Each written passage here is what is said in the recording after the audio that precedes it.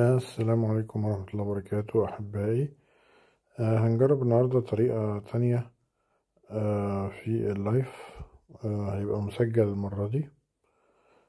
فطبعا احنا موجود معانا مجموعة فيديوهات بتاعة الأسبوع اللي فات والأسبوع ده. فالصراحة هنبتدي بأول فيديو. طبعا مننساش منتظر إن شاء الله أحبائي كلهم يوم الاثنين 29 أبريل إن شاء الله في مستشفى السانتا المركزي إن شاء الله 20 ذا تو بلينز الفيتال أنوماليز كان.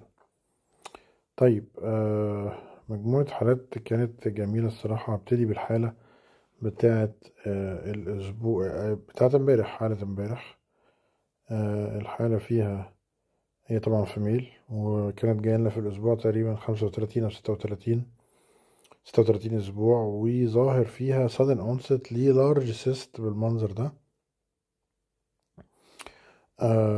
sudden appearance الفيزيشن بعتها بيقول ان في sudden appearance اللي ده في الثيرد ترايمستر، يعني ظهر معاه تقريبا في الزيارة بتاعة الأسبوع 34 أو 35. فالسيست بالحجم ده في فيميل مش هقول غير هيموراجيك ايه سيست. بس أنا طبعا I advised الفيزيشن إن يا ريت نولد على طول، لأن طبعا منظر ده ماسيف سيست بالحجم ده قريبة جدا من بلادر زي ما انتم شايفين. موصلي ممكن تبقى associated مع تورجن أو رابشر لهيموراجيك سيست، ودي كانت الإجابة بتاعة الحالة دي. نكمل أحبائي الحالة اللي بعديها. تاني حالة very interesting برضو massive hydrocephalus زي ما احنا شايفين اهو في أول فيديو. massive hydrocephalus وديافراجماتيك هيرنيا، ادي الاستومك اهي طالعة في الشيست وزقة الهارت الناحية التانية. بس ملحوظ معاها كمان وانا مكمل في الفيديو معاك ان في باونج في الفيمر. ما هوش ايزوليتد بقدر ما انا بقول ان الحاله دي مع الماسيف هيدروكيفلاس اسوشيتد مع اوستوجينيسيس امبرفكتا، وده وناخد بالنا برضو ان الحاله فيها كلابنج بايلاترال بلس لي سنجل امبليكال ارتري. فبالتالي الحاله فيها مجموعه فايندنجز منها ماسيف هيدروكيفلاس، ادفانسد هيدروكيفلاس. الفالكس موجود عشان كده مش هنقول هول بروزن كيفالي، لكن هنقول ماسيف هيدروكيفلاس مع داندي ووكر فاريانت. لو انت ملاحظ هنا يعني dilated posterior fossa مع absent vermis بلس للديافراجماتيك هيرنيا. والنقطة اللي بعديها السنجل امبليكال ارتري، وده انا حاطه لك في صورة الكفر. والباونج في الفيمر ده دليل على ان الحالة دي فيها اوستوجينيسيس امبرفكتا. نكمل احبائي اللايف ونوصل لحالة تانية. طبعا هنا الحالة دي عاملة سيكشن قبل كده. الساك از امبلانتد على السكار، فاللي قال سيرفايكال بريجنانسي غلط، لان الساك امبلانتد في السكار نفسها، ما هيش يعني في فوق يعني هي مش تحت الانترنال اوس. رقم واحد عشان اقول ان هي سيرفايكال، وفي نفس الوقت ما هيش above الانترنال اوس عشان خاطر اقول low implantation pregnancy. ما هيش يعني مفيش مسافة او مفيش مايومتريم تقريبا موجود سن او absent مايومتريم. فانت لو رجعت للجدول بتاعي بكل الدلائل بتقول لك ان دي عبارة عن سيس سكار pregnancy، واظن ان هو اكسوجينوس كمان. و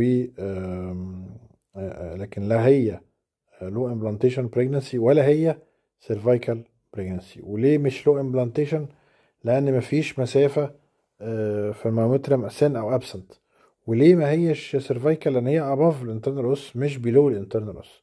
بالتالي دول ايه الحاجتين اللي انت ممكن تتلخبط فيها. يا ترى دي سي سكار بريجنانسي ولا سيرفايكال بريجنانسي ولا لو امبلانتيشن بريجنانسي؟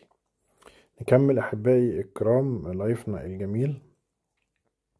وصلنا لحالة تانية يمكن صعبة شوية. الحالة دي زي ما انتم شايفين. طبعا الحالة أولا عشان تبقوا عارفين تقريبا رينج من 14 إلى يعني تقريبا 16 أو 17 أسبوع، 16 أو 17 أسبوع. بس زي ما انتم شايفين أنا مزوم لك جامد، وظاهر لارج اي في اس دي، وعايز احط لك هنا ترمينولوجي جديد اسمه unbalanced اي في اس دي، اللي هو بيبقى associated لا محالة مع هايبوبلاستيك ليفت هارت سندروم. يعني بيبقى فيه هايبوبليزيا في سايد من الهارت، والاذر سايد شكله يعني سايزابل شويه.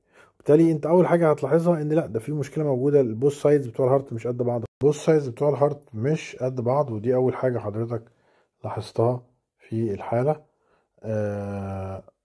ولكن طبعا انت ملاحظ ان الكراس فيه ديفكت محترم، وبالتالي برافو على كل اللي قال ان في اي في اس دي. لكن هنزود، لازم تقول كلمة unbalanced لان هو مفيش مساواة ما بين الرايت والليفت فنتريكل، وبالتالي الرايت سايد كبران عن الليفت سايد، وبالتالي اسمه unbalanced اي في اس دي فيرسس طبعا هايبوبلاستيك ليفت هارت سندروم اللي هو اكيد بيبقى associated. طبعا ما كملتش ليه للثري فيسل، لان يعني هو ده المين فايندنج بتاعتنا، والثري فيسلز هو مش هتضيف قوي في الحاله، بلس ان ده اكيد هنفحصها بس في انذر ستيج في الايه، في البريجنسي ادفانسد شويه. ولكن مبدئيا فور شامبرز في حاله بنقول مثلا، انا اقول لك رينج 15 16 اسبوع، فيري جود ان فيها فايندنج اصلا محترمه جدا جدا، هي الامبالانسد اي في اس دي. طيب تعالوا نكمل الحالة دي بقى اللي غلبت ناس كتير، ناس كتير قاعدة تقول يا ترى الحالة دي ايه. اكشولي الإجابة اللي ستيت فورورد ان الحالة دي از رايت اورتيك ارش. رايت اورتيك ارش بالنسبة لنا لازم حضرتك تدور في الليفل بتاع ال 3 فيسل فيو، يا ترى في لوز فاسكولار رينج محوطة التراكية والاسوفيجاس ولا مفيش. بمعنى اخر، انا هنا بدل ما بتكلم ان الاورطة طالع وواخد ليفت سايد زي الطبيعي بتاعه، وعامل لي حرف الفي الطبيعي اللي انا بحب اشوفه، حرف الفي بتاعي، ها، بدل ما يبقى فيه حرف في موجود بالمنظر ده، لا ده انا اصبح عندي الشكل السلينج او الشكل الايه، اليو، اللي هو هيبقى انا محوط التراكية وعامل لوز فاسكولار رينج حواليه. عشان كده لما بدأ الفيديو خالص اهو، لما بدأ الفيديو بتاعنا، ثواني،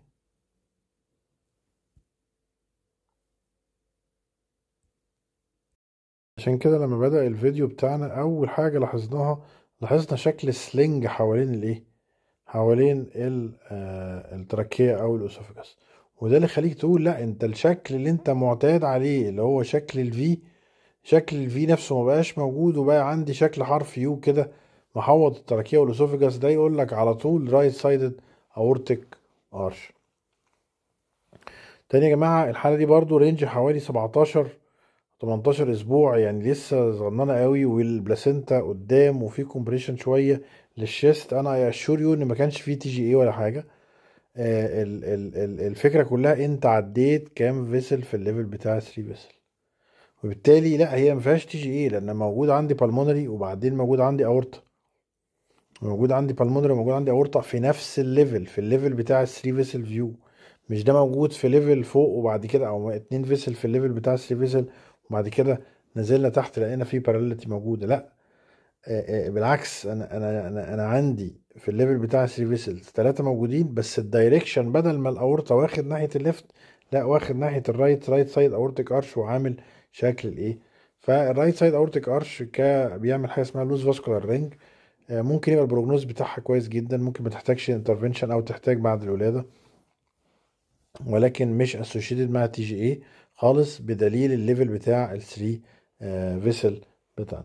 وبالتالي طبعا ليها فول اب لسه معانا ان شاء الله، وهنوصل للفول اب بتاعنا في الشهر ان شاء الله السادس. هو I will keep you posted and updated، لكن انت we are sure ان عند الليفل بتاع 3 فيسل في 3 فيسل بالمونري اورتا سوبيرو فينا كيفا، مش 2 بس، وبالتالي it's right sided aortic arch، يبقى just direction فقط لا غير. شكرا، وتابع الفيديو بقى، يعني عيد الفيديو مرة واثنين وثلاثة وهتلاقي الليفل بتاع السيرفيس الواضح. طيب حالة سهلة خالص بعديها اهي، سيكام او يعني سيستيك ادينوماتويد مالفورميشن. دي شفنا زيها كتير جدا بقى. طبعا لازم تحسب تحسب لي الريشو بتاعتها قد ايه، ونشوف الريشو دي المساحة بتاعتها كام ويا ترى، وتقول لك البروجنوز بتاع الحالة دي هيبقى ايه. وبالتالي it was a case of سيكام او congenital cystic adenoid malformation. وشكرا لكل اللي جاوبوا، كل الاجابات كانت رائعة وممتازة. شاوت اوت لكل الناس اللي جاوبت، برافو عليكم. طيب تعالوا نكمل. حالة برضو سهلة جدا، طبعا كل الناس جاوبتها مظبوط. اظن برضو هنا سيس سكار بريجنانسي واكسوجينس، اظن ده واضح جدا. طبعا الفرق ما بين الحالة دي والحالة اللي شفناها من شوية ان ده ادفانسد ستيج شوية، فده تخيل ان الحالة دي هي نفس الحالة اللي انت شفتها معايا من شوية، سيس سكار بريجنانسي، ولكن واي ادفانسد ان الستيجز. فاكسوجينس طبعا تايب 2 يعني واضحة جدا، وممكن ده طبعا ريسك الرابشر لليوترس ده اكيد. انا لاحظته السيرفكس، انا هحط لك مكانه، وده اليوترس، يعني ده السيرفكس وده اليوترس. نكمل. حالة تانية واضح فيها خالص الكليفتنج، يعني اظن طبعا كليفت لب وبالت ده اكيد بايلاترال، برافو عليكم. افكت محترم جدا عند الميد لاين. فيعني كليفت لب وبالت، ومش ما اظنش انها يعني الصورة بتنطق بتتكلم، موضحة شكل الكليفتنج عامل ازاي. كل سنة وانتم طيبين. طبعا احنا بناخد حالة تانية، يعني بناخد الحالات القديمة اللي احنا ما جاوبناش عليها. هذه الحالة الجميلة لوجود أحبائي، لوجود الفيرمس، فهي بس شاست ميجا سيسترنا ماجنا، ميجا سيسترنا ماجنا.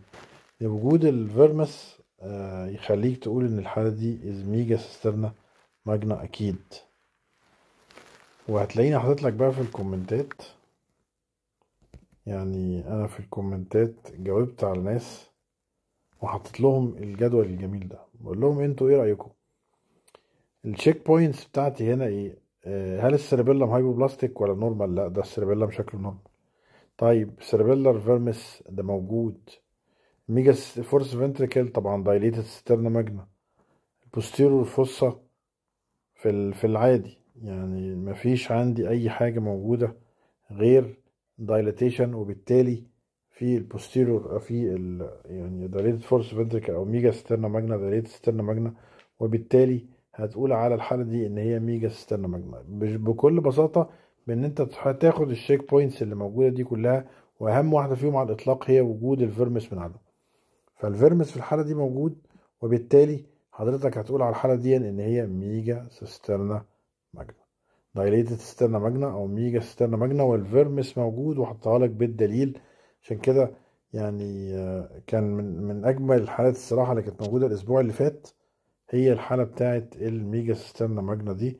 ناس كتير طبعا جاوبت صح، وناس جاوبت، بس اللي جاوب وشاف الفيديو كذا مرة ودخل بص على التعليقات هيلاقي الفيرمس ان هو موجود، وهيلاقيني حاطط لك هذا الجدول الجميل، يا ريت تاخدوا بالكم منه.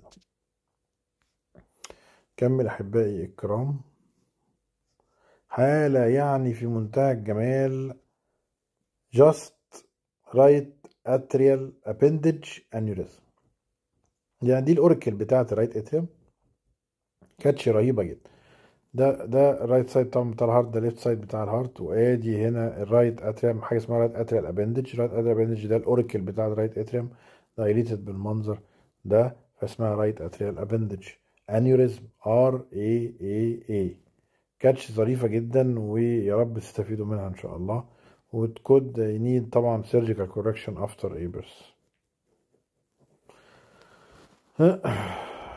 وجود الأنفالوسيل في الحالة القادمة، الأنفالوسيل ووجود الإكتوبيا كوردس ممكن يمثل حاجة اسمها بنتالوجي اوف كانتريل في هذه الحالة، ويمكن شفناها مع بعض كتير.